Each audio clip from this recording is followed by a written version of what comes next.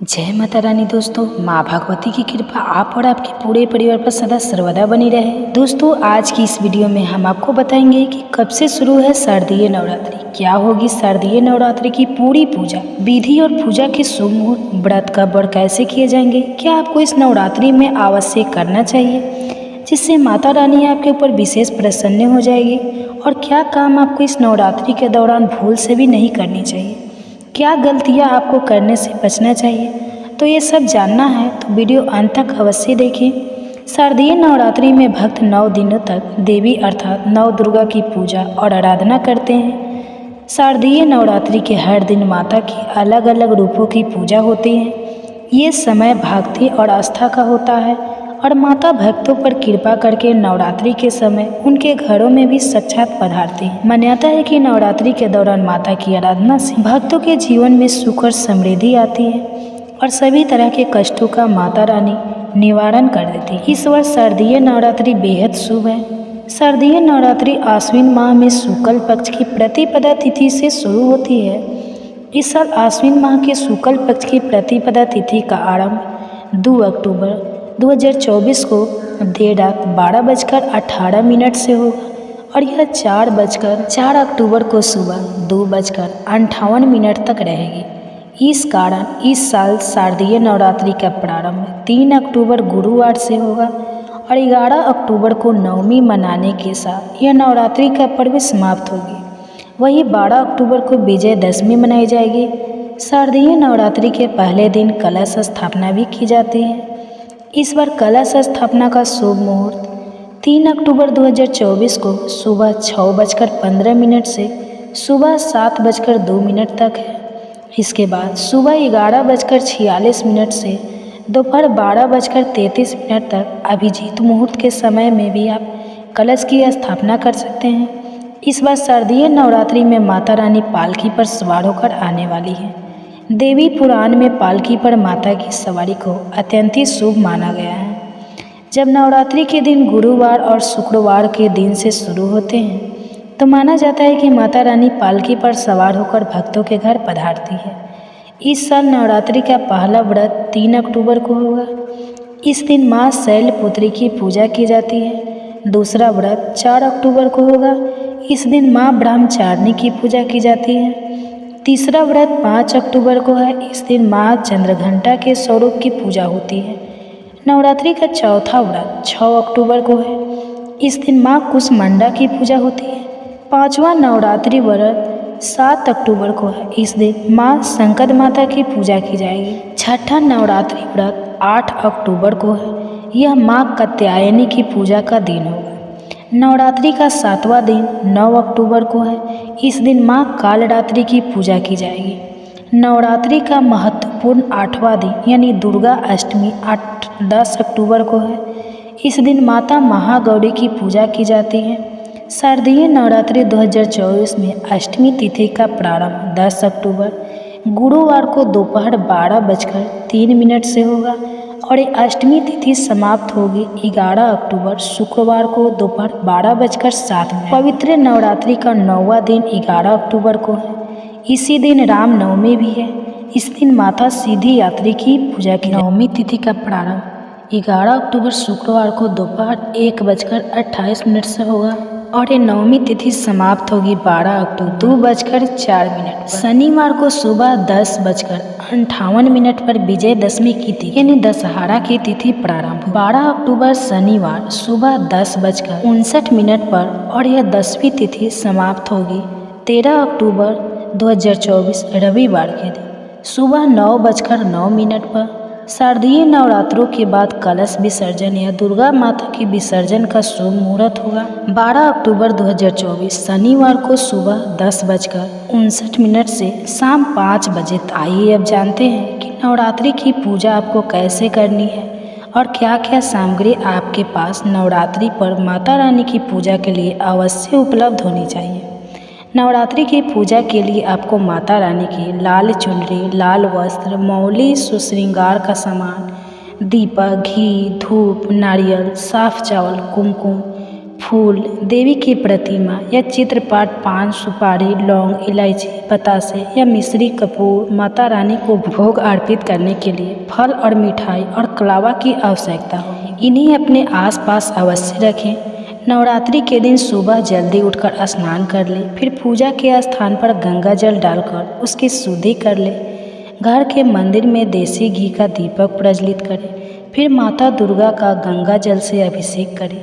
यदि चित्रपट है तो उस पर गंगा जल के छींटे दें। माँ को अक्षत, सिंदूर और लाल पुष्प अर्पित करें और प्रसाद के रूप में फल और मिठाइयाँ चढ़ाएं। फिर धूप और दीपक जलाकर दुर्गा चालीसा का पाठ करें और फिर माता रानी की आरती करें। साथियों, नवरात्रि का दिन जिन भी माता रानी के स्वरूप को समर्पित हो, उस दिन उन माता के रूप की संपूर्ण कथा आपको अवश्य सुननी चाहिए, वरना नवरात्रि की पूजा या व्रत अधूरा माना जाता है और उसका संपूर्ण फल आपको नहीं मिलता। नवरात्रि के 9 दिन हमारे चैनल पर भी माता के 9 रूपों की कथा हर दिन सुनाई जाएगी, तो आप उन्हें अवश्य सुनें। कथा के बाद माता रानी को भोग लगाएं। इस बात का ध्यान रखिए कि भगवान को सिर्फ सात्विक चीज़ों का ही भोग लगाया जाता है। हो सके तो इस दिन माता रानी के लिए मिठाइयाँ भी आप घर पर ही बनाएं। आइए अब जानते हैं कि नवरात्रि के 9 दिनों में आपको क्या काम भूल से भी नहीं करना चाहिए, वरना माता रानी आपसे नाराज हो सकती है। और अन्नप्राशन के दौरान सात्विक भोजन ही करना चाहिए। यदि आप प्रतिदिन खाने में प्याज लहसुन का सेवन करते हैं तो कम से कम इन 9 दिनों आपको उनसे परहेज करना चाहिए। इस दौरान घर में बनने वाले खाने में भी लहसुन प्याज का प्रयोग नहीं करना चाहिए। मांस मदिरा का सेवन तो इस दौरान बिल्कुल नहीं करना चाहिए, वरना माता रानी का विशेष प्रकोप सहने को मिलता है। अगर आपके घर में नवरात्रि के समय में माता रानी के कलश की स्थापना हो रही है या आपने माता रानी की अखंड ज्योति जला रखी है, तो घर को कभी भी खाली ना छोड़ें। कोई ना कोई नवरात्रि के 9 दिनों में माता रानी की सेवा के लिए घर में अवश्य ही उपस्थित रहना चाहिए। जिन लोगों को नवरात्रि के दौरान व्रत रखना है, उन्हें इन 9 दिनों तक दाढ़ी, मूछ, बाल और नाखून नहीं काटने चाहिए। धार्मिक मान्यताओं के अनुसार नवरात्रि के दौरान माता दुर्गा धरती पर आ जाती है, अपने भक्तों से मिलने, अपने भक्तों के दर्शन करने और उनकी समस्त इच्छाओं को पूरा करने के लिए। और जो भी भक्त संपूर्ण श्रद्धा से इन दिनों माता रानी को पुकारते हैं, घर में उनकी स्थापना करते हैं, उनकी सेवा करते हैं, उनके घर माता रानी साक्षात किसी न किसी रूप में उनकी पूजा और भोग को स्वीकार करने के लिए पधारती है। इसलिए इन 9 दिनों में माता रानी को प्रसन्न करने के लिए रोजाना दुर्गा चालीसा या दुर्गा सप्तशती का पाठ आपको अवश्य करना चाहिए। ध्यान रखें कि माँ दुर्गा की पूजा में काले रंग के वस्त्रों का प्रयोग नहीं करना चाहिए, ना ही आपको काले रंग के वस्त्र पहनना चाहिए। आप नवरात्रि के दिनों में लाल या पीले रंग के वस्त्र पहन सकते हैं। नवरात्रि के समय दिन में सोना नहीं चाहिए, चाहे आप विवाहित हो या अविवाहित। आपको नवरात्रि के समय में ब्रह्मचर्य का पालन अवश्य करना चाहिए। शरीर से, मन से और अपने घर में हर पल आपको स्वच्छता बनाए रखना चाहिए। इस बार आपको नवरात्रि में विशेष तौर पर सावधान रहने की भी आवश्यकता है, क्योंकि इस बार नवरात्रि पर माता शेर पर नहीं बल्कि पालकी में धरती पर आएंगी। आमतौर पर माता रानी को शेरा वाली कहा जाता है, पर नवरात्रि में माँ दुर्गा पृथ्वी पर हफ्ते में आने वाले अलग अलग दिनों के अनुसार अलग अलग सवारी बदल कर आती है। माता रानी के हमारे धरती पर आने और जाने के वाहन अलग अलग होते हैं। हफ्ते के दिनों के अनुसार यह तय किया जाता है कि नवरात्रि पर माता रानी कौन सी सवारी लेकर पृथ्वी पर आएंगी। जब नवरात्रि सोमवार या रविवार से शुरू होते हैं तो माता रानी हाथी पर पृथ्वी पर आती है।